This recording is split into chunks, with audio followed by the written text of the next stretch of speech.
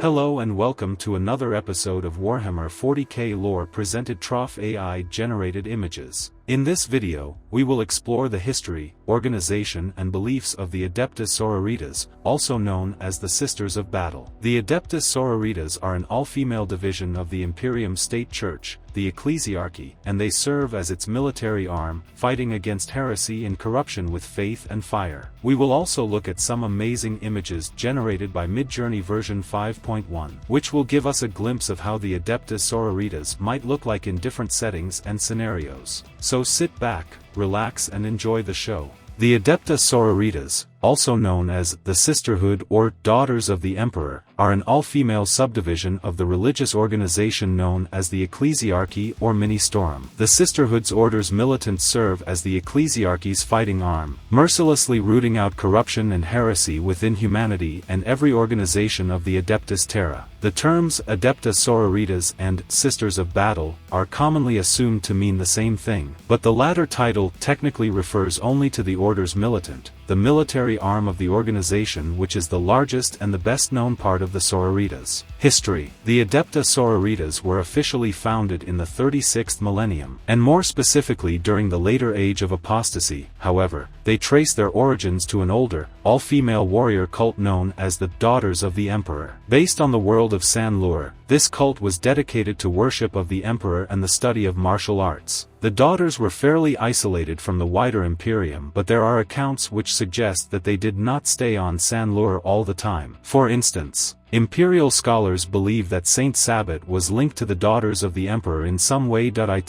is possibly that the daughters fought in her war for the Sabbat worlds. Regardless, the Daughters of the Emperor remained a small sect and mostly unknown cult until they were discovered by the spies of Goj van Dyer, the High Lord of the Administratum and also Ecclesiarch of the Adeptus Ministorum. Realizing their potential usefulness, he decided to visit San-Lure and recruit the daughters into his own private army. The daughters at first refused to accept his authority. Van Dyer decided to show them that he was blessed by the Emperor. He instructed a soldier in his entourage to shoot him, which after a brief hesitation, he did. However, thanks to the protective field generated by the Rosarius of the Ecclesiarch, which no one but Van Dyer himself was aware of, Van Dyer was not harmed. The daughters took this to be a sign, and swore allegiance to Van Dyer virtually on the spot. They were renamed the Brides of the Emperor, and became Van Dyer's most loyal followers. During the siege of the Ecclesiarchal Palace, the Adeptus Custodes, the Praetorians of the Emperor himself, tried to approach the brides and convince them of Van Dyer's treachery. In a last-ditch effort to convince them, the Custodes took Alicia Dominica, leader of the brides, and her chosen bodyguards deep into the Imperial Palace where they stood before the Emperor himself. What happened there remains unknown. Dominica and her companions were sworn to secrecy, but it became clear that the brides, who reverted to the title of Daughters of the Emperor, had been awakened to the evil that Van Dyer represented. Marching into his audience chamber, Dominica paused only to condemn Van Dyer for his crimes before she beheaded the power-crazed dictator. Reportedly, Van Dyer's final words were, "I don't have time to die, I'm too busy." After this episode, the newly appointed Ecclesiarch Sebastian Thor proclaimed the decree passive which forbade the Ecclesiarchy from having men under arms. Under the literal interpretation of the decree, the Adepta Sororitas, being female, were not obligated to disband. Thor, recognizing the need for the Ecclesiarchy to have some kind of force and internal regulator, allowed them to remain even if the spirit of the decree was rather blatantly disregarded. During the first years of the Sisterhood's existence, Alicia Dominica, who founded the Orders Militant at Thor's behest, led wars of faith against the alien invaders that had exploited the Imperium's weakness during the Reign of Blood. Sylvana, Mina, Lucia, Catherine and Arabella, those sisters who had joined her before the Golden Throne, accompanied Dominica. Under their combined leadership, the Sororitas were filled with a righteousness of purpose that the Imperium had not witnessed since the legendary days of the Great Crusade. Countless enemies fell as the armies of the Sororitas brought the divine judgment of the Ecclesiarchy to the farthest corners of the galaxy. And to this day, the Sisters of Battle have stood as faithful and loyal defenders of the Ecclesiarchy and the Imperium. Later history. Millennium 36. Ecclesiarch Alexis the 22nd,